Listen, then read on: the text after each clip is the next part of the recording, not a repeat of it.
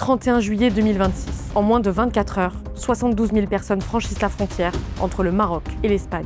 Des dizaines de personnes sont mortes en tentant de pénétrer sur ce territoire à la nage. Quelques heures plus tard, la plupart de ceux qui avaient réussi à entrer à Ceuta ont fait demi-tour. Derrière ces images se jouent de véritables bras de fer politiques. This is not a migratory crisis, but a geopolitical crisis. Comment un tel drame a pu arriver? Pourquoi maintenant? Je vous explique.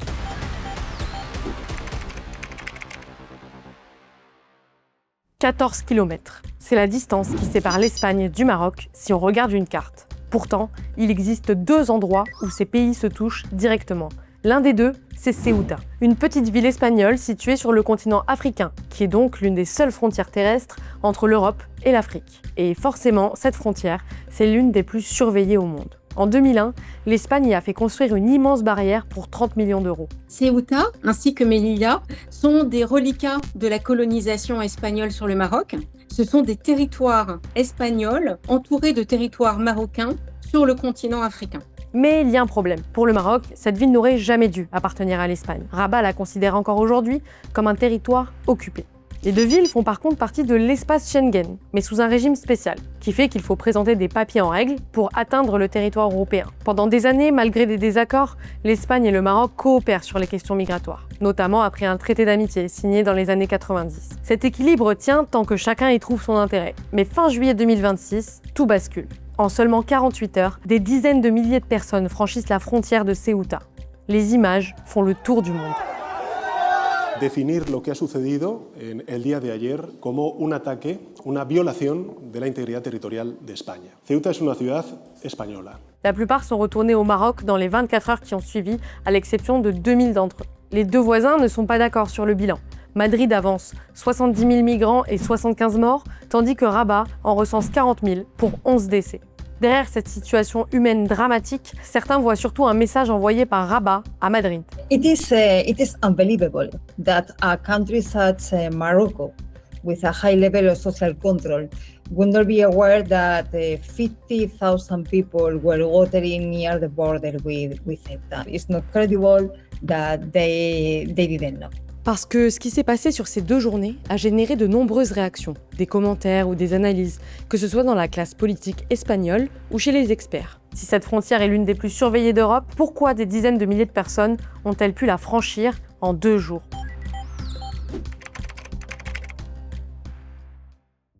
Au lendemain de la crise, l'Espagne et le Maroc donnent dans les grandes lignes la même explication. L'ouverture de la frontière serait la conséquence d'un concours de circonstances. Tout partirait d'une décision de la Cour suprême espagnole, rendue début juillet. Selon Madrid et Rabat, elle aurait été interprétée par erreur, comme la promesse que les personnes arrivant à Ceuta par la mer ne seraient plus refoulées. Dans cette décision, elle avait à se prononcer sur une loi de 2015. Cette loi de 2015 autorise donc les gardes-frontières, les policiers espagnols à opérer ce qu'on appelle des rechazos en frontera, c'est-à-dire des rapatriements immédiats à la frontière. Or, le tribunal suprême espagnol a estimé que cette loi de 2015 ne s'appliquait pas en matière maritime, qui a pu laisser dire à certains, et ce qui a pu être développé sur les réseaux sociaux, d'une possibilité de passer du territoire marocain au territoire de Ceuta par la voie maritime, soit en nageant, soit en utilisant des bouées.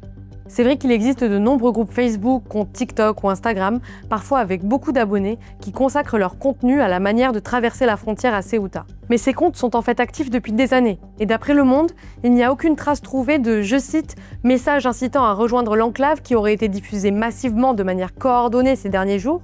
Il est par ailleurs très peu probable qu'une campagne qui aurait abouti au déplacement de plus de 50 000 personnes en quelques jours ait pu passer entièrement inaperçue, notamment des grandes plateformes de réseaux sociaux. Des médias marocains soulignent de leur côté la coïncidence de calendrier. Le 30 juillet, c'était la fête du trône, une fête nationale marocaine. Pendant ces festivités en l'honneur du roi, le pays tourne un peu au ralenti, ce qui aurait empêché les autorités de réagir rapidement. Mais plusieurs observateurs ne peuvent s'empêcher de regarder ailleurs, notamment vers le calendrier diplomatique. 20 juillet, Pedro Sánchez est en visite officielle en Algérie, voisin rival du Maroc et premier soutien du Front Polisario au Sahara occidental. España ve a Argelia como no solamente un país vecino, sino como un socio estratégico y sobre todo como un país amigo. C'est sa première visite depuis la grosse brouille entre Alger et Madrid en 2022, quand l'Espagne avait apporté son soutien au Maroc sur le Sahara occidental. C'est aussi une ancienne colonie espagnole jusqu'en 1975. Le Maroc le revendique comme une partie de son territoire, sauf que le peuple sahraoui, avec à sa tête le Front Polisario, soutenu par l'Algérie, réclame son indépendance et un référendum d'autodétermination. Depuis 50 ans, le sujet du Sahara occidental est vraiment au cœur de la diplomatie marocaine. D'ailleurs, pendant des années, l'Espagne tient à garder une position neutre sur ce conflit. Jusqu'en 2022, quand le gouvernement du socialiste Pedro Sánchez annonce soutenir la position du Maroc. Now they agree with the Morocco point of view, but it's again the point of view of the rest of the left parties. They can understand why this change of position about Sahara. Du côté de l'ONU, le Sahara occidental reste sur la liste des territoires en attente de décolonisation, contrairement à Ceuta et Melilla d'ailleurs, qui ne font pas partie de cette liste. D'après le quotidien espagnol El País, qui cite des sources des services de renseignement espagnols, le Maroc aurait volontairement réduit les contrôles à la frontière de Ceuta après la visite de Pedro Sánchez en Algérie le 20 juillet. 3 jours plus tard, la commission de la justice du Congrès des députés espagnols annonce approuver le texte d'une proposition de loi, dont l'objectif est d'accorder la nationalité espagnole aux Sahraouis qui seraient nés sous administration espagnole, quand le Sahara occidental était encore une colonie. Ce texte doit encore être voté au Parlement. Il n'est donc pour le moment pas en vigueur. The Sanchez visit Algeria is not a good notice. It's not a good idea from Morocco. On the other hand, the recognition of Spanish nationality for the Sahrawi people is not good for Morocco government too. À ce jour, aucun document ne permet d'affirmer que Rabat a donné l'ordre d'ouvrir la frontière. Et les autorités marocaines contestent cette interprétation. Mais pour plusieurs spécialistes interrogés, la succession des événements est loin d'être anodine. I think this is not a migratory crisis, but a geopolitical crisis. Migrations, in my opinion, has been used as a weapon, as an excuse, but the real crisis is a geopolitical one. Maybe we don't know exactly what are the specific costs. Selon cette lecture, l'afflux massif de migrants vers Ceuta pourrait être un moyen de rappeler à Madrid qu'ici, le Maroc possède un levier sur l'Union européenne dont peu d'États disposent.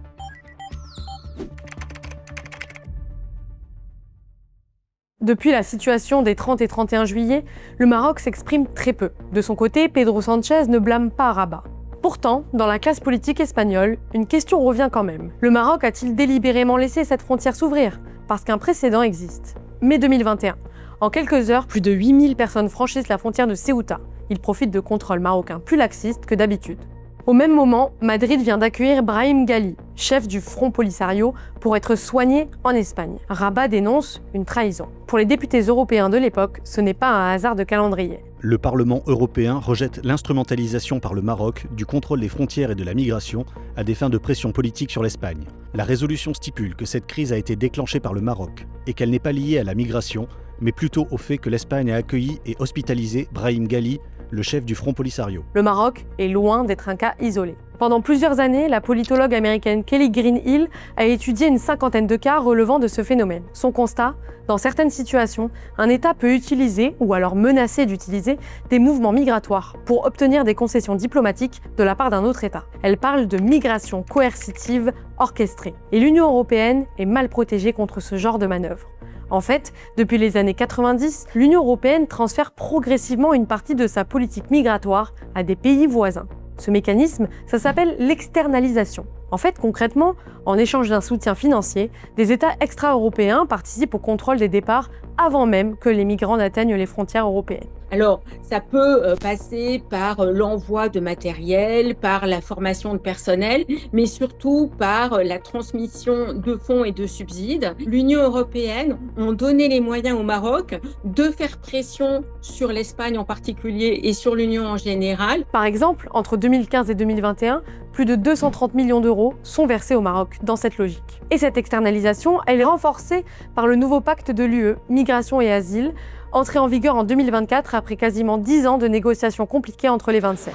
Vote is closed. Adopted. Le pacte européen sur la migration et l'asile est venu déployer un mécanisme hyper restrictif de gestion de la migration, au prix de la protection du droit d'asile qui est vraiment entravé alors que c'est un droit absolu et indérogeable. Et plus l'UE délègue le contrôle de ses frontières, plus les États chargés de les surveiller ont un pouvoir de négociation.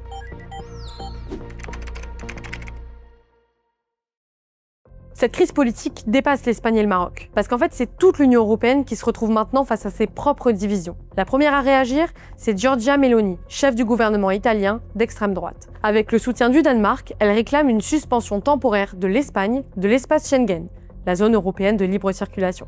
Et elle fait cette demande même si, souvenez-vous, Ceuta a un statut très particulier. Oui, elle fait partie de l'Union européenne, mais les personnes qui y entrent ne peuvent pas rejoindre librement le reste de l'espace Schengen sans contrôle. Donc les autorités italiennes savent que les personnes arrivées à Ceuta n'allaient de toute façon pas traverser l'Europe pour arriver en Italie. Alors pourquoi une telle déclaration? Pour plusieurs observateurs, la réponse se trouve directement en Italie. À Rome, Giorgia Meloni entre en année électorale. La question migratoire est au cœur du débat politique italien et sa coalition commence à être concurrencée sur sa droite par un nouveau parti qui fait de l'immigration son thème principal de campagne. Dans ce contexte, afficher une ligne dure sur les frontières permet d'envoyer un message à son propre électorat. Mais l'Italie n'est pas le seul pays européen à ne pas avoir soutenu Madrid. Le 1er août, 22 chefs d'État et de gouvernement de l'Union européenne adressent une lettre aux dirigeants des institutions européennes. Parmi eux, l'Italie, l'Allemagne, la Pologne, la Hongrie ou le Danemark. Il reproche au gouvernement espagnol de ne pas faire suffisamment pour protéger la frontière de l'Union européenne et dénonce des politiques susceptibles de créer un effet d'appel, en référence au plan de régularisation lancé par le gouvernement de Pedro Sánchez en janvier, qui a permis la mise en légalité de 500 000 personnes sans papier. Sauf que ce dispositif, en fait, il concernait uniquement des personnes déjà installées en Espagne, et il s'est terminé un mois avant la crise de Ceuta. Le principe de loyauté au niveau de l'Union européenne aurait voulu que tous les États membres viennent en soutien de l'Espagne. Or, l'attitude de Giorgia Meloni, suivie par toutes les droites radicales et extrême droite européennes, a en fait causé exactement l'inverse. La France n'a pas signé la lettre et a affirmé son soutien à l'Espagne, même si Laurent Nunez a également précisé que le contrôle à la frontière franco-espagnole serait renforcé. Pour certains experts, la droite et l'extrême droite européenne instrumentalisent ce qui s'est passé à Ceuta pour leurs propres intérêts politiques. Il faut être très très clair, il y a une instrumentalisation de la droite et de l'extrême droite à tout épisode impliquant des mouvements migratoires. Et cette implication de la droite et de l'extrême droite sert à consolider un discours qui présente la migration comme une menace, comme un danger, alors que l'on a noté depuis la fin du Covid une chute des arrivées irrégulières sur le territoire européen, en moins 37% cette année. Mais au milieu de ces instrumentalisations diplomatiques ou politiques, il y a des réalités qui ne devraient pas être oubliées. Cette séquence à Ceuta, elle va laisser des traces qui vont être oubliées, des personnes qui sont disparues en mer. Donc ce sont des tragédies avec des familles en deuil, avec des vies perdues.